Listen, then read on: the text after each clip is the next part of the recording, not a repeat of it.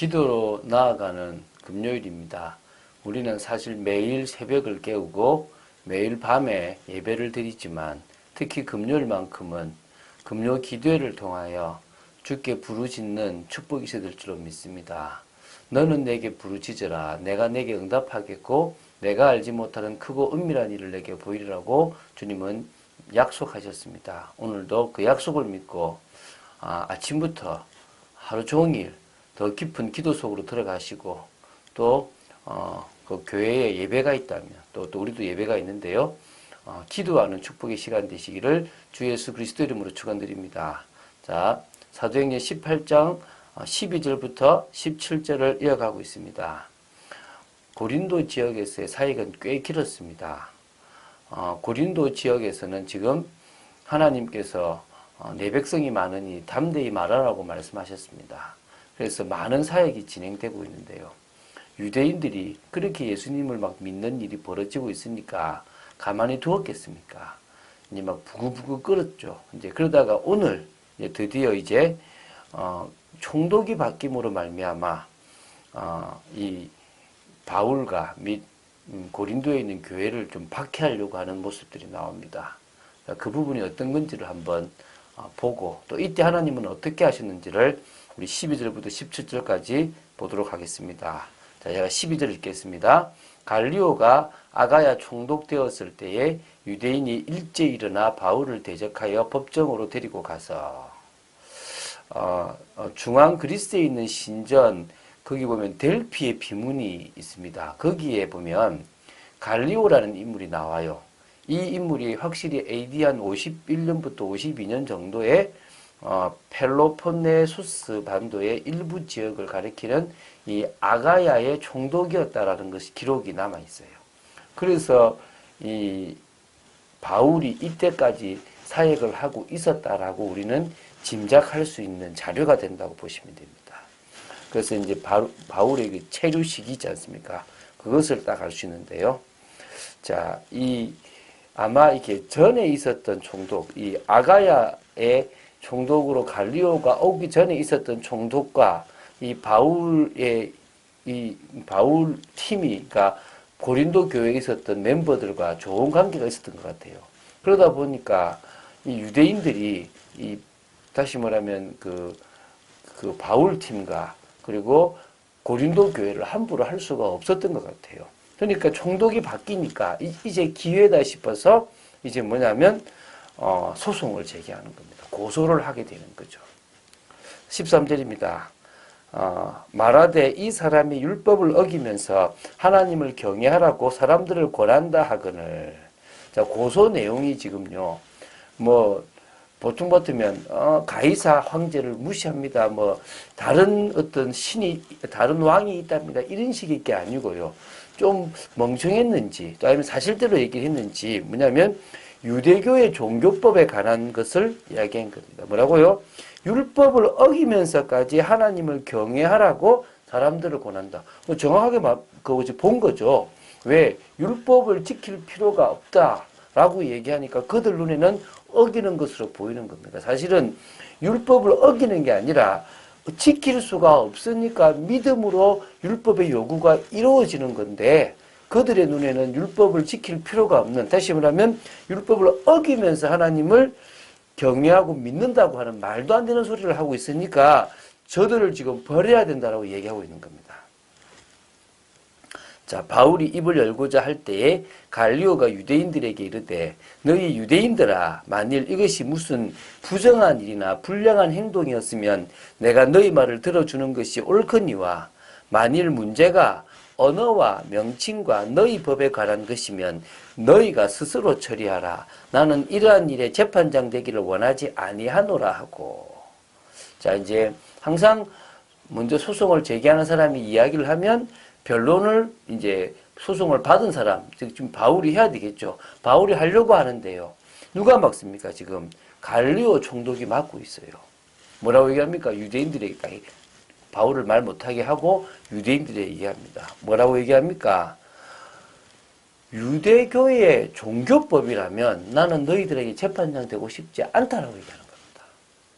이거는 뭐 전에 있었던 어떤 그런 총독이나 뭐 밑에 있는 관리들의 어떤 뭐 이야기를 들었는지는 제가 잘 모르겠지만 어쨌든 이 로마라는 나라가 각 이렇게 속국으로 삼았던 나라들의 종교적인 거나 관습적인 것은 터치를 가능하면 안 했던 것으로 보입니다.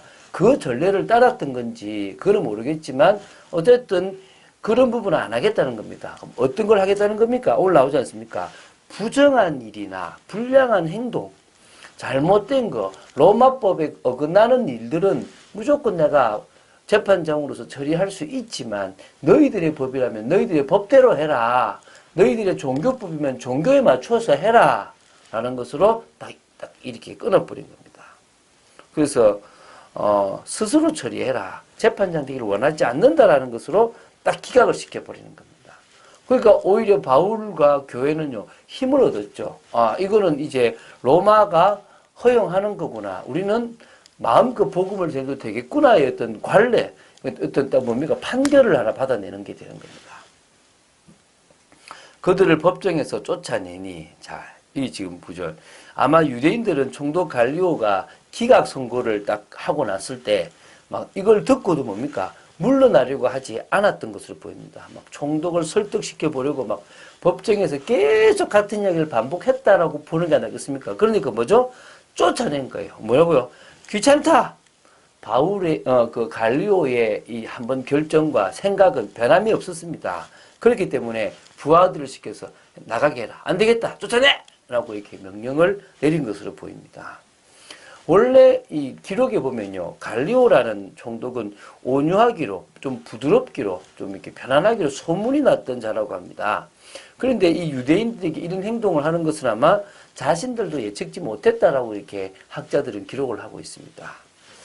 자, 모든 사람이 회당장 소스데네를 잡아 법정 앞에서 때리되 갈리오가 이 일을 상관하지 아니하니라.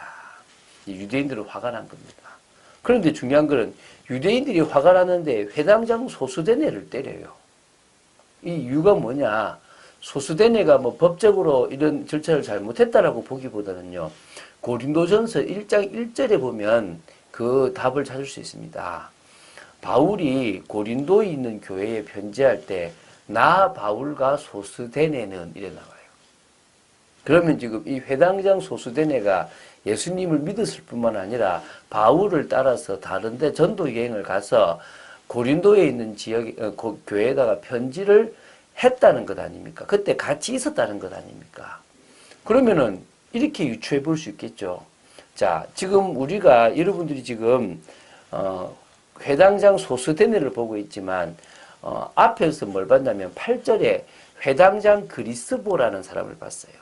그 그리스보 옆집이 디도 유수도라는 사람의 집이었지 않습니까? 그래서 그리스보와 그 가족이 예수를 믿었죠. 회당장이었던 그리스보가 믿었단 말입니다. 그러면 회당장을 할 수가 없지 않습니까? 쫓겨났겠죠. 다음으로 누구를 세웠겠습니까? 소스데네를 세웠습니다. 1년 6개월 동안 있는 중에 그 기간 안에서 소스데네까지 예수님을 믿게 된 겁니다. 그거를 참고 있다가 이제 이번 법정에서 이제 좀 판결하고 바울을 몰아내고 정리하려고 했는데 그게 안 되니까 화가 난 이 유대인들이 누구를 때립니까? 회당장을 잡아 때리는 겁니다. 네가 어떻게 회당장인데 다시 너까지 예수를 믿냐라고. 이렇게 그렇게 유추해 볼 수 있겠죠. 이 복음의 영향력이 컸다라고 보시면 될 겁니다. 그런데요, 이 때리는 모습을 보고 갈리오가 상관하지 않았습니다. 너 그 법대로 해라. 그 사람이 어떻게 맞든지 그건 내 알 바 없다라고 이렇게 놔둔 거죠. 자, 지금 고린도 지역을 향한 전도가 이 바울에게는 큰 힘이 되었습니다. 이게 2차 순회 선교 사역을 마무리 짓는 거였는데요. 이 마무리가 참 잘 끝나고 있는 부분을 볼 수 있고요. 다른 지역과 이렇게 다른 순회와 다르게 빨리 이동한 것에 비해서 이곳은 꽤 오랫도록 거의 목회를 했다라고 1년 반 사역을 했다고 보면 돼요. 왜죠?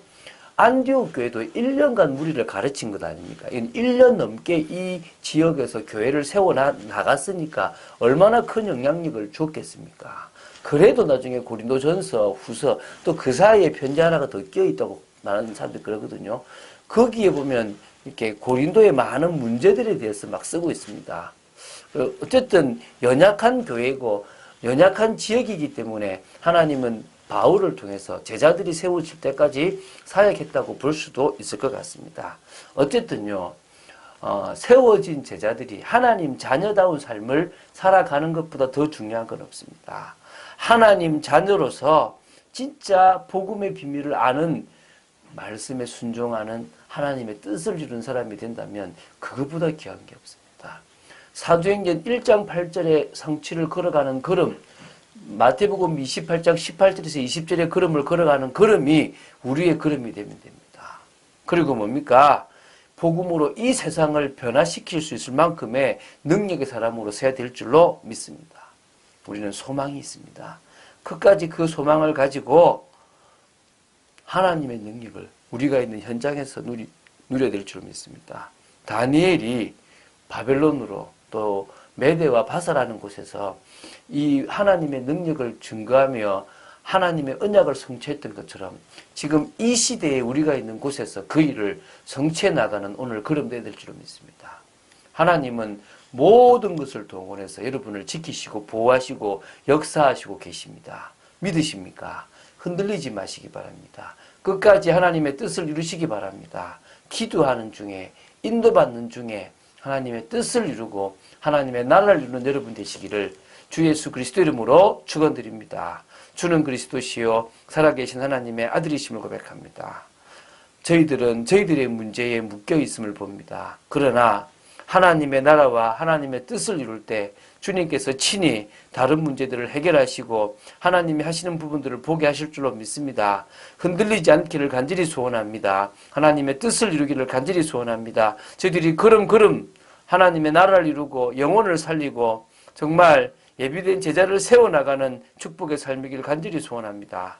역사하여 주시옵소서. 능력으로 역사하여 주시옵소서. 주 예수 그리스도 이름으로 기도드립니다. 아멘.